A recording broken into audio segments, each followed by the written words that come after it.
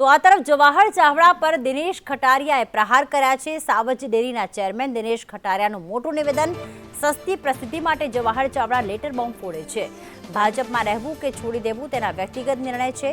માણાવદરના ઉમેદવારોને હરાવવા પરિવારે અપીલ મહેનત કરી હતી।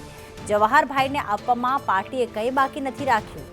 જવાહરભાઈએ ભાજપમાં રહેવું હોય તો શિસ્તમાં રહેવું જોઈએ। દર વખતે જવાહરભાઈ આવી લેટર બોમ્બની વાત કરે એવું કરવાથી ટેવાયેલા છે। આ કોઈ નવી વાત નથી, અમારા માટે કોઈ આ કોઈ સિરિયસ ટોપિક નહીં। અનેક વખત આવી રજૂઆતો નવા લેટર બોમ્બને એના દ્વારા કરવામાં આવ્યા છે। હમણાં થોડાક ટાઈમ પહેલાં મનસુખભાઈ માંડવિયાની વિરુદ્ધ કર્યું, પોતે કમળનું નિશાન ફાડી નાખ્યું। નિશાન ફાડીને એમ કીધું કે મારે કમળના નિશાનને કંઈ લેવા દેવા નથી।